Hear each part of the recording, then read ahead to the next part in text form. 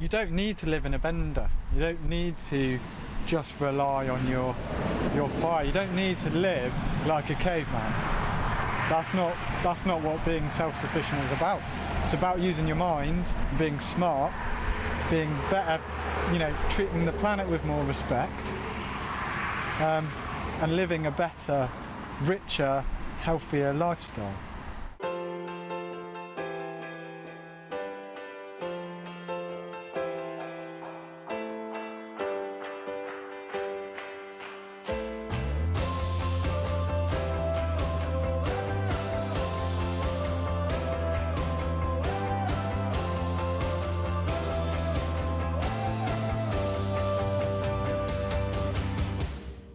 I'm Spencer, I'm a chainsaw carver, travelling chainsaw carver. At the moment we are between Cullompton and Exeter in Devon.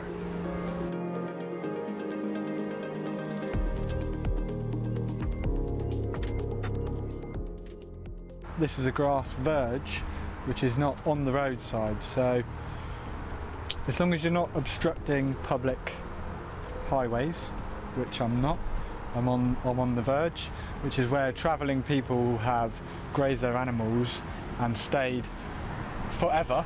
There's not many of them left now, but forever that's what people have done. It's on traveller terms really, so the police don't come into it. It's not in their jurisdiction.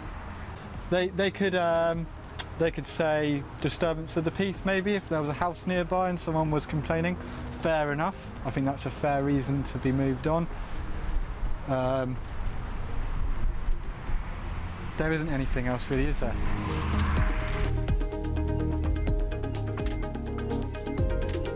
I grew up in a house, so I grew up pretty normally in a house. Met my other half when we were young, so I was 18. We decided we didn't have anywhere to live. And we moved on to a field. We turned up there with a wheelbarrow, a tarpaulin, a few hand tools, some blankets, and we thought, I know, we'll just build our own thing. So we did. We built a bender. We started chopping down firewood and started living like that, and it was absolute nightmare. It was the hardest thing I've ever done. But what it was a real beautiful bonding experience together. Like, we were properly surviving, and that was my first, that was the first time I've lived off grid or experienced anything like that, and that was hard.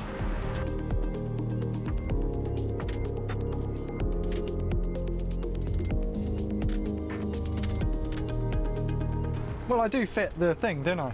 Crusty Traveler, I see that, and I'm not in denial of that,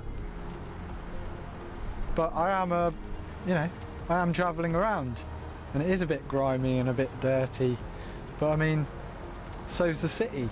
The city's grimy, the city's dirty, a bit of mud, so what? Yeah, maybe these people, they've got stuff to give in society, and to learn from these people, because some people think, oh, Crusty Traveler, who's that, beep, beep, beep, beep.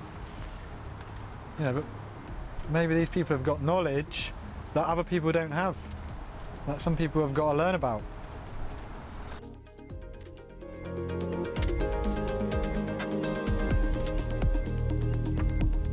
Yeah, community is massively important. Community is important in every walk of life. Doesn't matter whether it's off-grid or, everybody needs community, and we do. We have got a close-knit group of people, and we all help each other out. We do each other trades. I'll help you with your wood if you give me a hand, in the garden.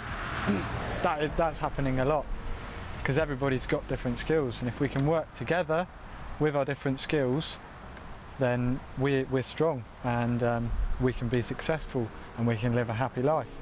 If you're just stuck on your own all of the time, how can you move forward? People don't seem to be, everyone's in their boxes now. They go to work in their box car, they go back into their box house. Half the people don't even know their neighbours. So how are we going to start working together if we're all in our boxes all the time? What I'm trying to say is come out of your box, you know? So what, I'm on the side of the road. You know, come out of your box. Maybe something good will happen in your life. Maybe you'll meet someone. Maybe they'll say, oh, why don't we go and do this? I can teach you about this if you want, if you show me how to do this. You know, we can all learn and grow together and do the things that we want and have a happy, good life, which we are absolutely capable of doing. But people seem to have got a bit down, don't you think?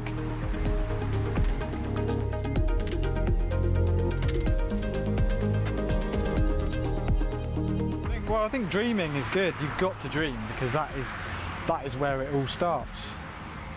Dreaming is where the idea comes from. But once you have that dream, you need to grab it, hold on to it, and you need to start chipping away. If you make a start right now on what is in your main goal, then you're going to get there. If you don't start it, you're never going to get there. Who cares if you don't have the van, or you don't have, you know, the equipment you need? You can always make a start on something, can't you?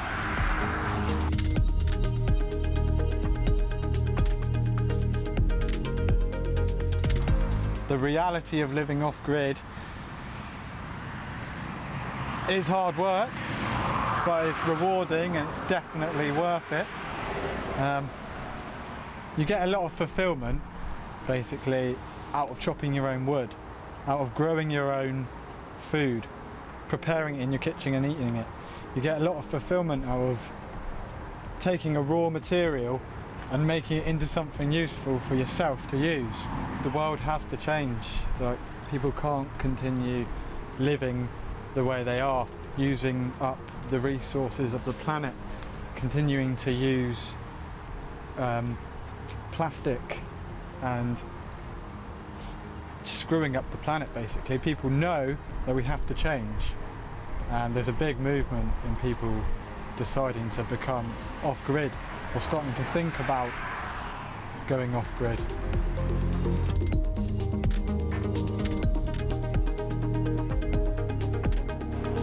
You don't have to be really hardcore and be, you know, drinking out of puddles and hunting your own food, and because there's no need to do that. Like, there's nothing wrong with living in a house,